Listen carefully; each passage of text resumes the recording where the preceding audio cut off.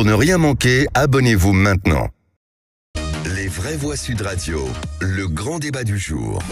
L'intersyndicale va écrire au président pour demander une pause et une médiation. Il faut mettre, on appelle ça sur pause, il faut mettre en suspens la mesure des 64 ans. C'est ça qui polarise toutes les oppositions. Il faut qu'on rentre dans un processus de médiation. On n'a pas forcément besoin de médiation pour se parler. Ensuite, la Première ministre se tient à disposition des syndicats pour les recevoir très directement pour pouvoir parler. C'est un dialogue de sourds. Les 64 ans, Emmanuel Macron ne veut pas y toucher et les syndicats, eux, c'est leur ligne rouge. Il va falloir s'interroger sur qui ne veut pas le dialogue. L'idée, c'est qu'on puisse enfin apaiser les choses. Mais c'est insupportable que la réponse soit un fin de non-recevoir.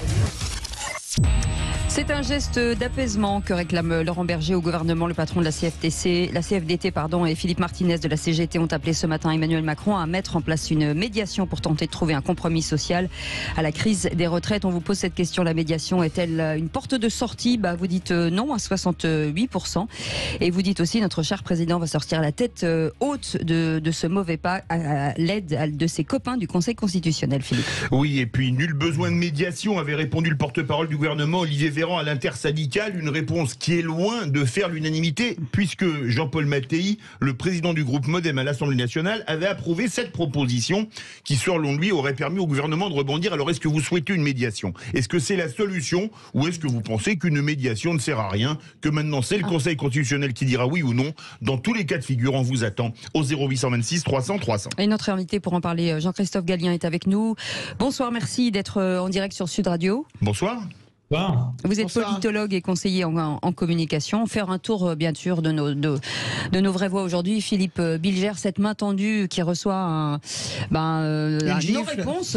Une gifle. Alors, il est clair qu'on peut considérer que la manière dont Emmanuel Macron a géré le problème des retraites est catastrophique.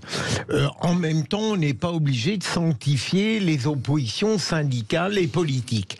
Mais moi, je trouve que Emmanuel Macron a cru bien jouer et qu'en réalité, il s'est enfermé à nouveau dans une forme de nasse.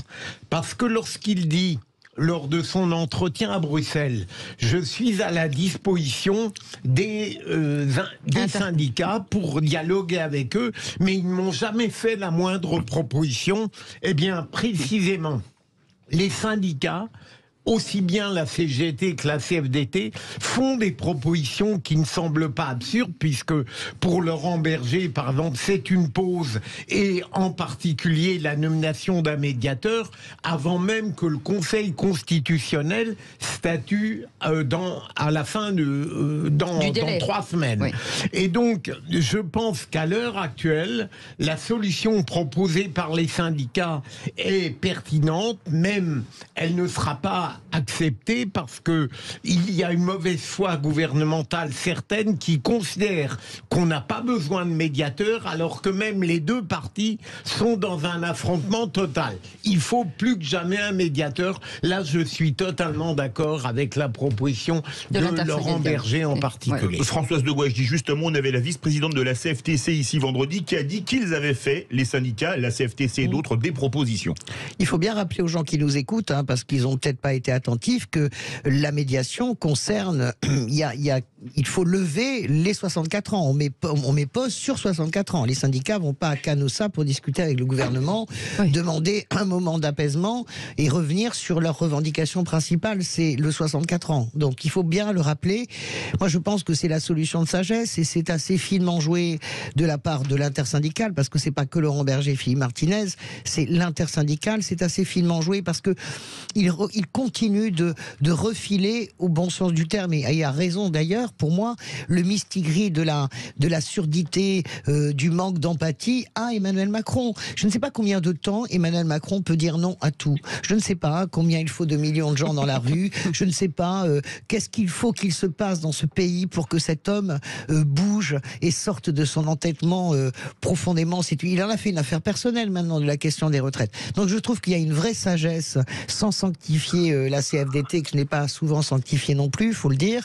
Il y a une vraie sagesse de la part des syndicats et une vraie finesse politique à inlassablement tendre la main au président qui, à chaque fois, la mord. Parce que c'est ce qu'il fait. Je ne sais pas si vous avez vu l'attitude de Véran, la réponse en sortie du Conseil des ministres.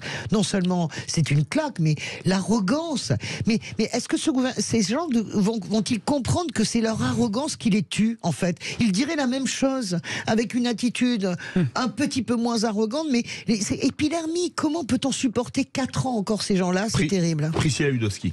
Moi, je trouve qu'on a un président qui a une pratique de la gouvernance démocratique très perverse. En fait, d'un côté, il fait appel au dialogue, à l'ouverture, au débat, et puis d'un autre côté, il refuse, via son porte-parole, d'ouvrir cette phase de médiation. Moi, je suis pour cette phase de médiation parce qu'il a fait un appel via ses représentants à un apaisement. Il a appelé les syndicats à demander et à condamner surtout les violences dans les manifestations. Donc, l'alternative, c'est de discuter, et il refuse. Donc, on peut se poser la question de la raison pour laquelle il refuse. Est-ce que c'est parce qu'il craint que, justement, par cette médiation-là, on arrive à défaire ce qu'il a essayé de faire? Voilà. Je pense que c'est ça, il a cette crainte-là, et comme il a les pleins pouvoirs, il exerce ses pleins pouvoirs en refusant. On va revenir sur ce qu'a dit Olivier Véran. Nous saisissons la proposition de Laurent Berger de se parler, mais directement. Nul besoin de médiation. Jean-Paul Gallien, est-ce que c'est une façon élégante? C'est Jean-Christophe. Jean-Christophe Gallien, pardon. Façon élégante, enfin si je puis dire élégante entre guillemets, de repousser les propositions de cette intersyndicale?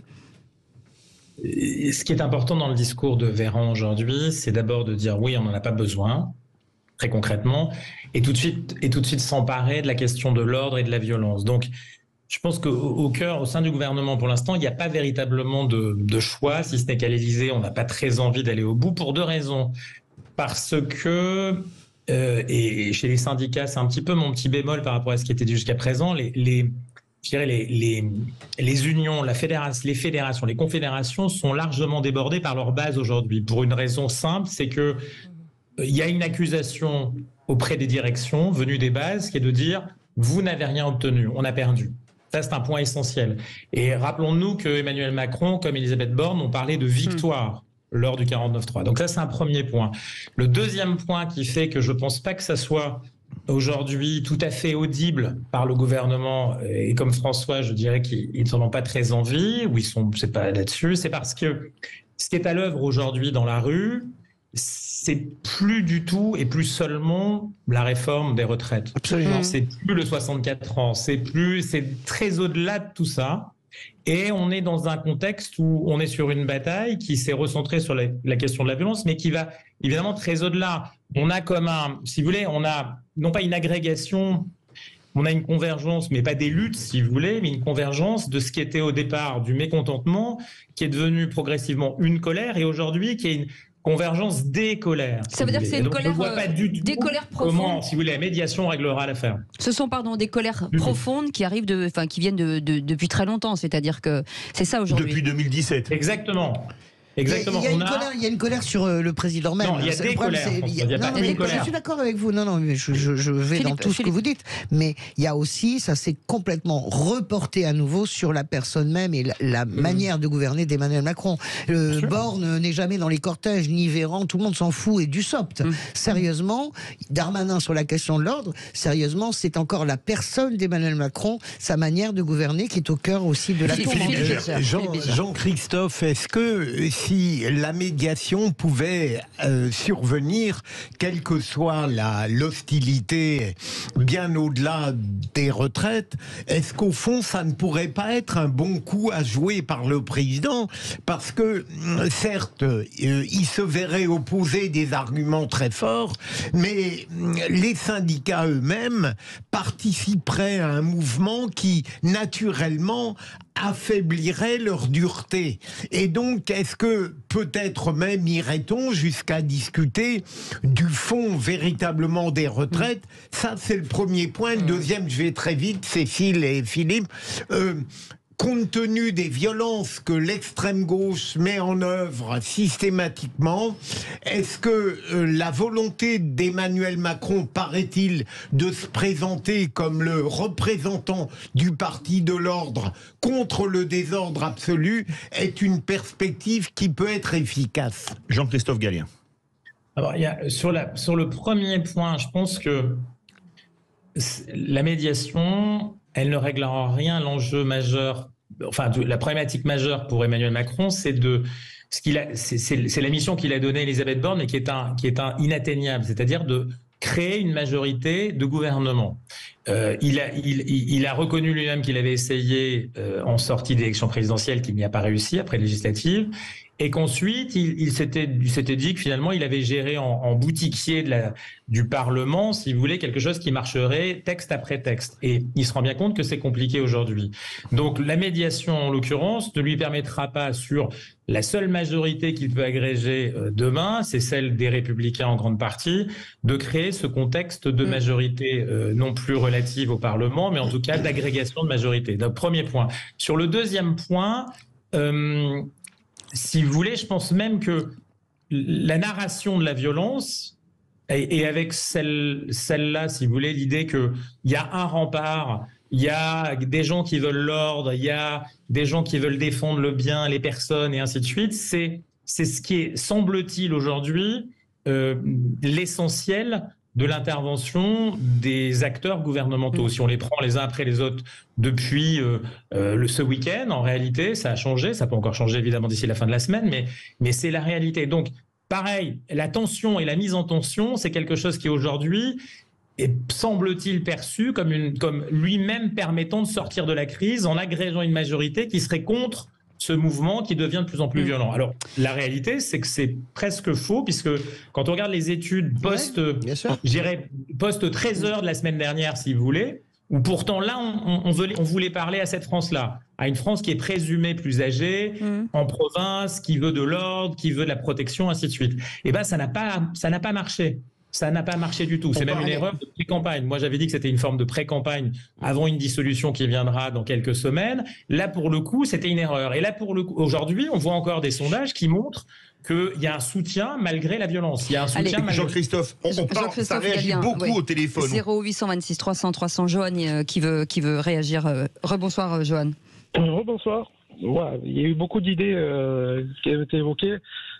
Globalement, je suis d'accord avec M. Gallien. Je pense que la médiation pourrait être, à mon sens, un signal du gouvernement pour dire on écoute, on est prêt à vraiment dialoguer à ce moment-là. On écoute ce que vous avez à dire. Cependant, ça ne réglerait pas forcément tout, parce qu'effectivement, je pense que la contestation aujourd'hui a dépassé le simple cadre de la réforme des retraites. On est un petit peu, j'ai l'impression qu'on se retrouve un petit peu comme en 2019, où à l'époque c'était le prix de l'essence. Aujourd'hui, c'est la réforme des retraites qui met le feu aux poudres et où en fait il y a une sorte de soulèvement de la population sur des enjeux beaucoup plus profonds et beaucoup plus ouais, absolument, on a compris, c'est un peu ce que tout le monde pense. Damien, 0826 300 300 qui nous appelle de la Gironde. Bonsoir Damien, pardon d'avoir été un petit peu long. Vous avez manifesté à Bordeaux aujourd'hui. Oui, bonsoir tout le monde. Tout à fait, ouais, j'en sors tout juste de la manifestation autorisée et un petit peu de celle qui n'était plus autorisée derrière. Et j'en suis parti justement il n'y a pas longtemps. Et comment ça s'est passé? Il y a du monde? Ouais, une énorme, vraiment une très très grosse mobilisation encore sur Bordeaux aujourd'hui. Il y avait énormément de monde.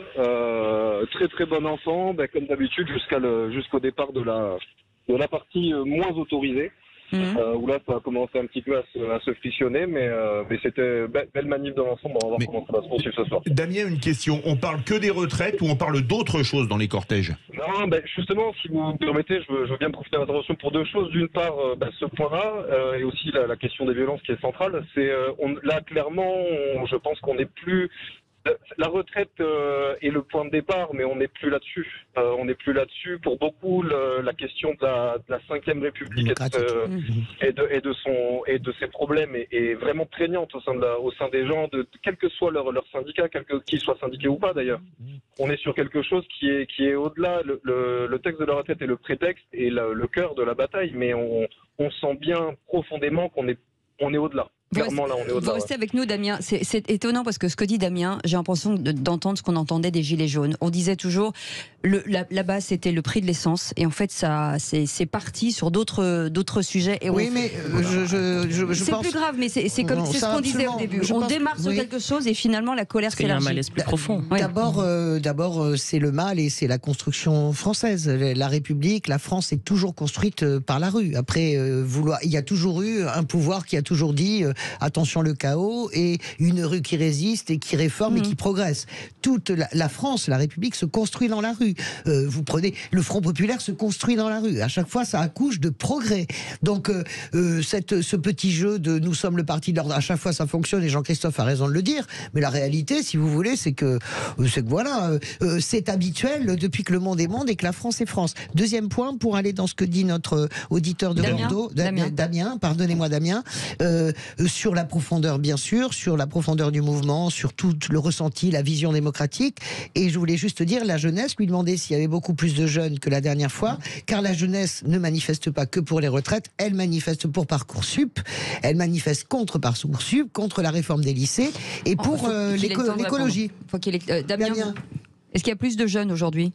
Ouais, beaucoup. Et une partie du cortège qui fait partie de mes préférés, c'est toujours les plus festifs, il y a toujours de la musique et c'est toujours une des parties les plus sympas du cortège. Mais ouais, énormément de jeunes et de syndicats d'étudiants, c'était assez visible aujourd'hui, clairement. Jean-Christophe Gallien, vous avez entendu Damien qui était dans les manifs, vous avez entendu Johan. Vous avez une question, Priscilla Ludowski, alors allez-y. Oui, pour Jean-Christophe Gallien, bonsoir. En fait, je me posais la question de la forme, on parle beaucoup du fond, et je me pose la question de la forme. Quelle forme elle pourrait prendre cette médiation ? Est-ce qu'on parle d'un tiers comme la CNDP, comme le CESE ou une personnalité même. Et est-ce que, ou est-ce que même historiquement il y a on a des exemples de médiation qui ont bien fonctionné. Et je vais ajouter une deuxième question, que vous êtes quand même conseiller en communication, Jean-Christophe Gallien. Sans toutes les fautes de communication, les factieux, la fin de non-recevoir en cours, est-ce que ça n'a pas mis beaucoup d'huile sur le feu, les erreurs de com ? D'abord, quelle forme ça pourrait prendre, cette médiation ? Il reste une toute petite minute. Alors, la médiation, on murmure, et même si M. Berger a dit qu'il n'y avait rien eu de suggéré, on murmure des personnalités plutôt. Bien sûr. Des personnalités qui seraient plutôt, j'ai entendu des noms de chefs d'entreprise, de leaders vieux, passés du monde syndical. Voilà. Bon, après, moi, j'y crois pas un seul instant parce que je n'imagine pas Emmanuel Macron dans ce contexte-là, si vous voulez, se laisser aller. Pour lui, je pense qu'aujourd'hui, c'est presque perdre la face. Et on en est là. Et ça rejoint votre question sur les erreurs de communication. La plus importante de mon point de vue, je pense que pourtant, s'ils avaient fait un vrai choix de média planning, qui moi m'a surpris, c'est encore une fois un mouvement majeur de ce qui s'est passé. Vous parlez de la jeunesse. J'étais à la place de la République et au début du cortège cet après-midi. Très court. En début de l'après-midi, il y avait beaucoup de jeunes gens. Et les jeunes gens, ils sont sortis depuis le 49.3, beaucoup, et depuis l'intervention d'Emmanuel Macron. Donc il n'y a pas eu de prise et même il y a eu un effet qui est venu donner du carburant, si vous voulez, à cette espèce d'agrégation des colères. Et François a raison. Merci. Parcoursup, attention, Parcoursup, c'est très important. Oui. Voit de plus en plus d'étudiants, je veux le signaler, venir déjeuner au Secours populaire. Vous savez pourquoi ? Parce qu'on les a tellement obligés de partir loin de leurs domiciles familiaux qu'ils n'arrivent plus à assumer, au-delà du logement, la nourriture. C'est ça aujourd'hui l'enseignement supérieur dans ce pays. Et là, c'est un vrai souci. Merci beaucoup Jean-Christophe Gallien. Je rappelle que vous êtes politologue et conseiller en communication. Et vous êtes 68% à penser que la médiation n'est pas une porte de sortie. Et merci aux auditeurs qui nous ont appelés. Damien, merci beaucoup. Johan, vous nous rappelez quand vous voulez, 0826 300 300. Et c'est comme Damien, vous êtes dans la manifestation, bien entendu, vous pouvez composer réagir. Ce numéro. Aude vous attend derrière cet appel. 0826 300 300. À tout de suite dans un instant. Le Kikadi, parce que maintenant ça devient le Kikadi.